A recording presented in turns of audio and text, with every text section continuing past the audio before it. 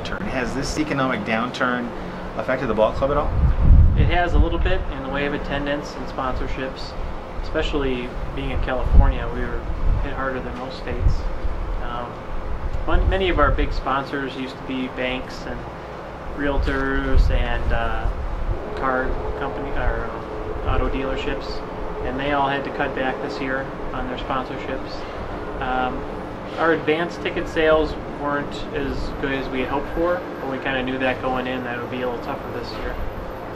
But our attendance was pretty steady. It was down 4.5% for the year, which to me is not, of course you don't want it to go down, but it's not as bad as it could have been. I'm sure some other teams had it a little worse than us. And with a great team on the field and a lot of fun promotions, we were able to keep attendance fairly steady. And we didn't increase any of the ticket prices for this year, which is obviously a good thing. It's a great thing. Yeah, and we're not going to next year either. Excellent. Yeah. What are the ticket sales like now going into the playoffs? They're very good. Luckily, we've had a couple months to sell tickets. Big pickup in ticket sales in this past week, which is great. A lot of ticket packages have been sold, which gives fans tickets for every single game in the same seats throughout the playoffs. And we would, if we don't have all the games here at home that we could have, we won't keep the money. We'll refund the money for people. It's the least we can do. Give people refunds or carry that balance forward to next year if they want to pay for season tickets for next year. So attendance looks to be fairly good for the playoffs. I hear that many minor league teams really have a not great attendance for the playoffs because people don't have it on their calendars very far in advance or anything. And football starts and it's tough to draw people. But I think we're looking good. I think we expect 1,000 or up to 1,200 people on Saturday and maybe 1,000 Sunday, which to me would be great. Breaking 1,000 would be great. And the good thing about it is we're playing in the first round, we're playing the Ranch Cucamonga Quakes, which is only about a 45-minute drive, which is really going to be nice. Yes. Versus driving all the way down to Lake Elsinore. Yes. Yeah, Monday's game at Rancho Cucamonga, I believe it's at 7 or around 7 o'clock. That'll be really good to go down there. That's game 3. And then game 4, if necessary, will be down there as well. That's much better than having to drive to Lake Elsinore. Now, when you go down there, where do you sit? Sit wherever they put me, usually. We call ahead for the office and we get a couple of tickets for us. They give you a discount? They give us free tickets, yeah. Oh.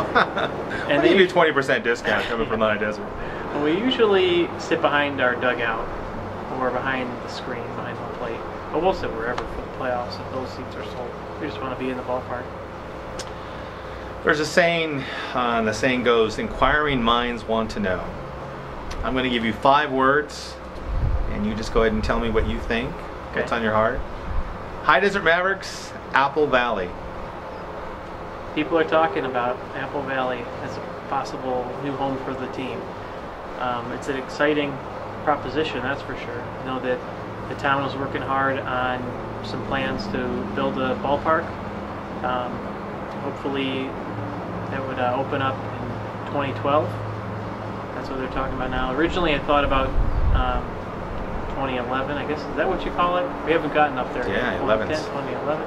Wow. And I think they're going to, hopefully if they get it done, they'll push it back for 1 year to 2012, which is good because that would help us, well, they have to take their time on building a stadium, which is always good. So, a lot of people know the story here in Adelanto. The ballpark needs some work, some maintenance, some renovations. Our owners have asked for that. Haven't been here for almost 20 years. The city's been very helpful with small improvements here and there, but nothing big over the years, which is, it's normal. Some cities can put in $1 million here or there to improve the ballpark, but Adelanto hasn't been able to recently, and they've had their share of the economic troubles with this recession, and we understand that. They've known and we've known for a couple of years that something is going to come to a head here at the end of this season or next season. So our lease with Adelanto ends after next season. We're fully planning on being here during the 2010 season in this ballpark. And then our owners and management are working with Apple Valley right now on some kind of lease agreement. So if we can reach an agreement with Apple Valley, then it seems like they'll start building that new stadium. But of course, smartly, they are holding off until they reach an agreement with us on that. You don't want to build a ballpark and then have no team. Yeah. So they're working on that right now. And hopefully they can find a good contract and lease and some middle ground, I'm sure. And if all goes well, then the Mavericks might be in Apple Valley in a couple of years. We're really excited about that if that happens. Of course, the Mavericks are owned by Brett Sports and Entertainment, who also bought the Rancho Cucamonga Quakes this year. And one of the league rules says that you can't own two teams in the same league. I think our owners purchased the Quakes because they knew the situation with the Mavericks in our stadium was kind of tentative towards the end of this contract. So they wanted to make sure they had a team in the Cal League. So the Mavericks are technically for sale to any kind of any buyer, either whether they own a bunch of teams like we do or individual buyer. And one of the important things to know, though, is if some other ownership group buys a team, that doesn't mean they'll necessarily take the team wherever they want to. So, our lease extends through the end of next season. Like I said, our owners are working on a lease with Apple Valley, because if they reach a good lease with Apple Valley, someone that buys the Mavericks will think, well, this is great, we have a great new lease and a brand new ballpark, let's keep the team here. So even though maybe the Mavericks ownership won't be owning the team if they move to Apple Valley, it only helps them to negotiate a good lease on behalf of some ownership group that buys them. So if the Apple Valley thing happens, it would be pretty exciting.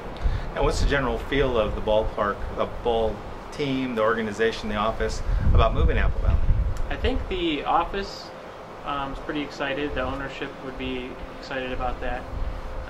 New ballparks are always exciting. So all the new amenities that you could put into a ballpark. Although it wouldn't be just like, they wouldn't spend $50 million on a new ballpark. They would put in all the things you might expect a new place to have. The Seattle Mariners, our parent club, they would be excited about it. I know they've talked to us quite a bit, and we've worked with them on the field conditions here, which has been an issue. Keeping the grass green, keeping the field in good conditions. Throughout the summer, it's tough with the warm weather. They have to do quite a bit of watering during the season, and so I think the Mariners would really benefit from a new playing surface. And they would probably be excited to re-sign with the team if we were moved to Apple Valley.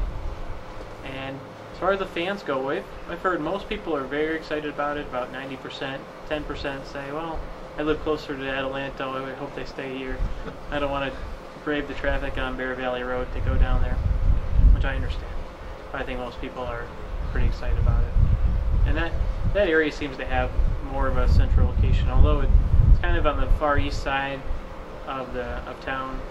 Right now we're on the northwest corner, so it seems like that it's more centralized. So people from Victorville, Hesperia, Apple Valley will be able to get there fairly easily. I know they're going to do some road improvements and different new roads to help with the Bear Valley traffic area.